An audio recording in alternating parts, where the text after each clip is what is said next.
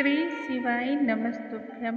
हर हर महादेव। नमस्कार भक्तजनों, आज के इस वीडियो में हम सुनेंगे शिव पुराण की 10वें, 11वें और 12वें अध्याय का पाठ। आइए भोलेनाथ का हम ध्यान करके आज की कथा को हम आरंभ करते हैं।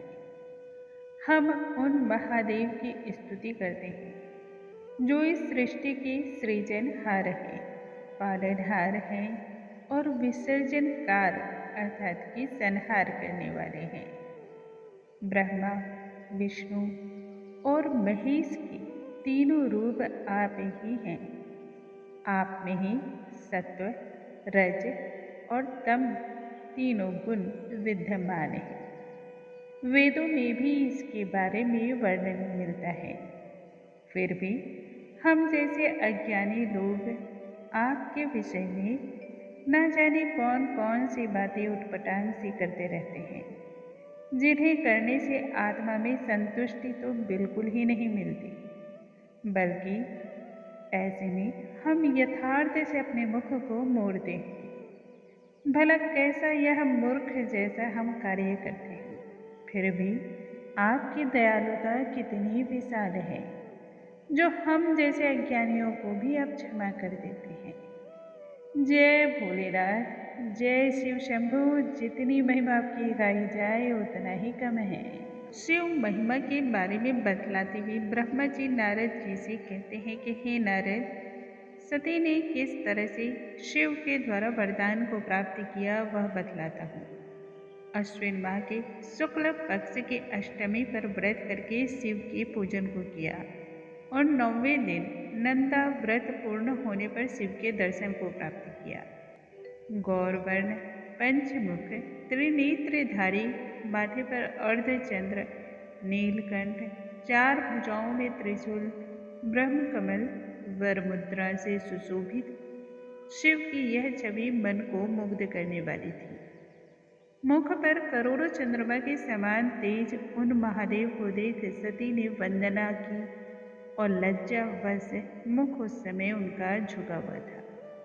महादेव ने सती से कहा कि मैं तुम्हारे व्रत से अति ही प्रसन्न हूँ, अतः इच्छित वर मांगो। लज्जा से आच्छादित सती के शब्द हृदय में ही रह गए, परंतु शिव के बार बार आग्रह करने पर झुकी नजरों से वह कहने लगी, हे प्रभु, यदि आप प्रसन्न हैं तो आप मुझे अभीष्ट वर दें।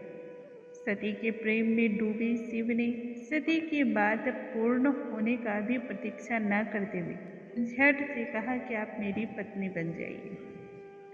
मन के अनुरूप फल प्राप्त करके सती ने सूक्ष्म भावों के द्वारा सहमति जताते हुए कहा, हे जगत के स्वामी, कृपया मेरे पिता की उपस्थिति में विधिवत वैवाहिक संस्कार को संपन्न करते हुए मेरा पानी ग्रहण करें। सती के इस वचन पर शिव ने कहा कि ऐसा ही होगा।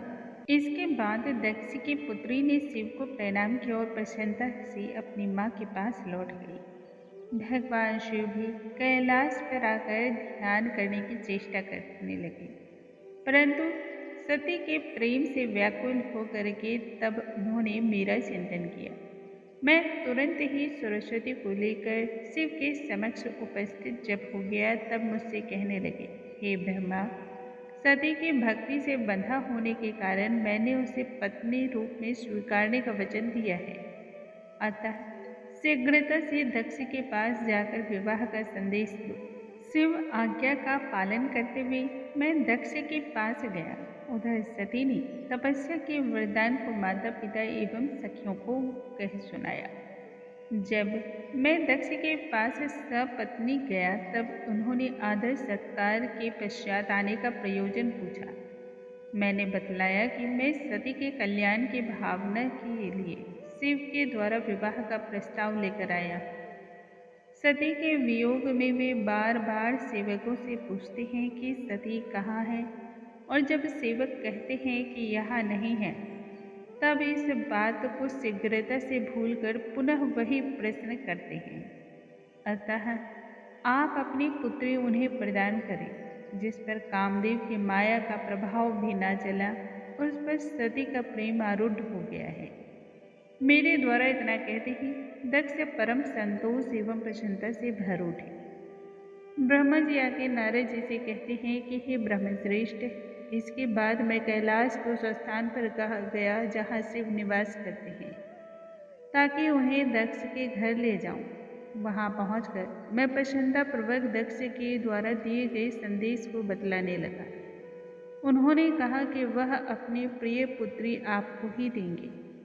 मेरी पुत्री ने इसके लिए स्वयं तपस्या करके उन्हें प्रसन्न किया है, अतः शुभ मुहूर्त में पधार कर विधि पूर्वक सती के साथ विवाह बंधन को स्वीकार करें। तब शिव ने कहा कि हे ब्रह्मा, मैं अवश्य ही दक्ष के घर चलूंगा, अतः तुम नारद एवं अपने मानस पुत्रों एवं मेरे पार्षदों को बुला लो, सभी साथ चलेंगे। तब मैंने उस समय तुम्हारा स्मरण किया। यह शुभ समाचार को सुनकर मेरे मानस पुत्र विष्णु और शिव भक्त उपस्थित हो गए।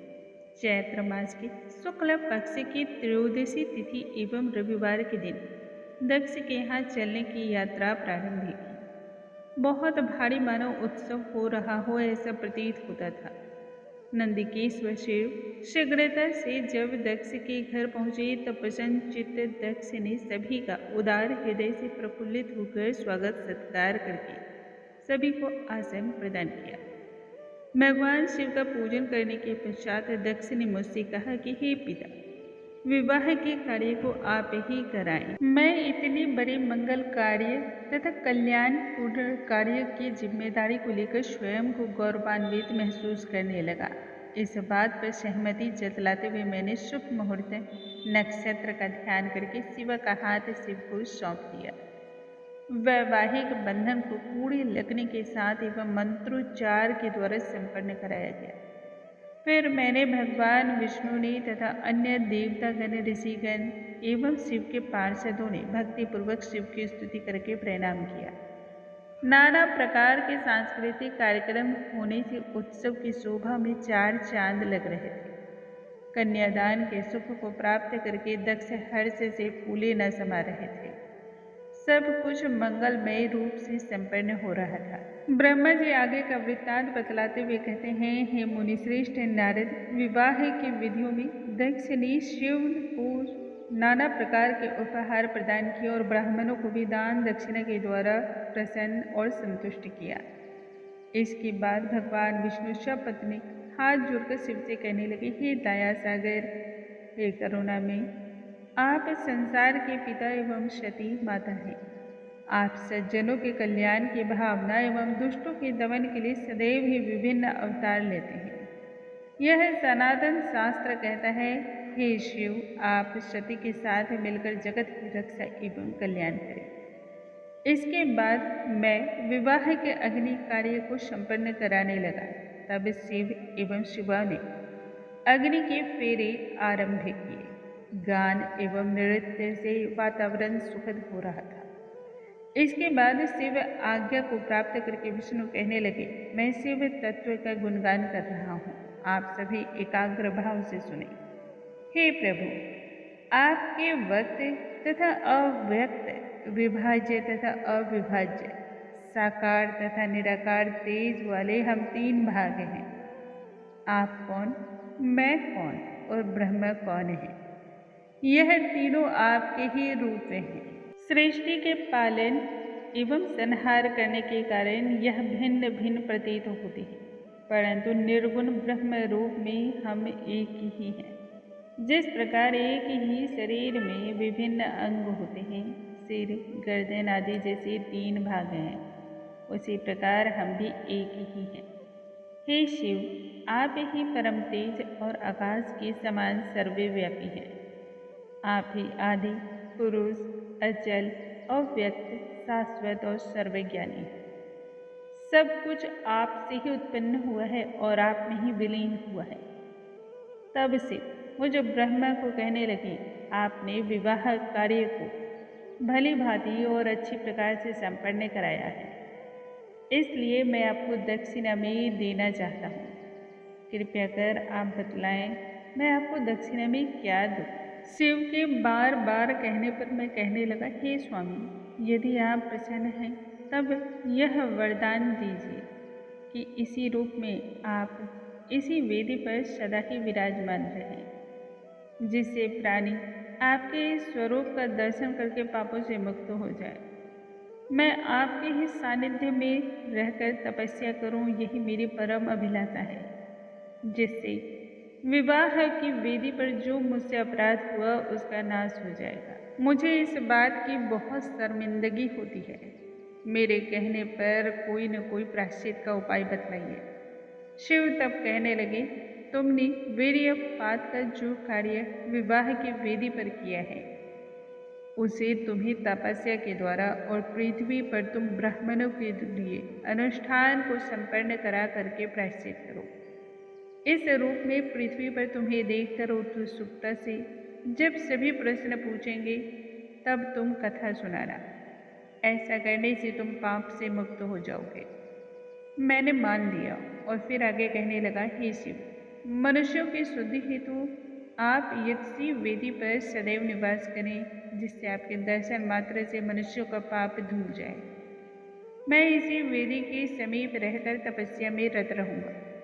चैत्र शुक्ल पक्ष की त्रयोदशी को पूर्व फाल्गुनी नक्षत्र में रविवार के दिन जो भी आपके दर्शन को करेगा वह तुरंत पापों से मुक्त हो जाएगा। भगवान शिव तब प्रसन्न होकर अंश रूप में मूर्ति स्वरूप उस वेदी के मध्य भाग में विराजमान हुए। इसके बाद शिव ने दक्ष से विदा लेकर सती को वृषभ पर बैठाया और हिमालय की ओर चल पड़े। वह यात्रा ऐसी थी कि हर कोई ठगा सा देखता रह गया। प्रसन्नतापूर्वक और भक्ति से विभोर दक्ष को महादेव ने बीच रास्ते से वापस लौटा दिया।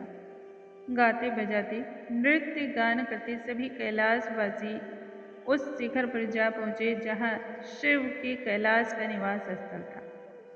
वहाँ जाकर शिव ने सभी ऋषियों, मुनियों, साधु, संत, देवता और अपने गणों को विदा करके कैलाश पर स्वयं सती के साथ विहार में रमने लगे। ब्रह्मा जी आगे कहते हैं, हे नारद, पूर्व काल में शिव और शिवा के विवाह के प्रसंग को मैंने तुम्हें बतलाया है। जो भक्तिपूर्वक किसी भी मांगलिक कार्य के आरंभ से पूर्व इस कथा को सुनता है, कहता है, उसके सभी कार्य निर्विघ्न पूर्ण होते हैं। इसको श्रवण करने से दुल्हन सुख, सौभाग्य, अच्छे आचरण और अच्छे गुणों से स्त्री संपन्न होकर पुत्रवती होती हैं। बोलो हर हर महादेव, जय शिव शंभु। आज की कथा को हम यहीं पर विराम लगाते हैं। शिव महिमा के विषय में कल हम आगे की कथाओं का पुनः से श्रवण करेंगे। बोलो हर हर महादेव, जय शिव शंभु।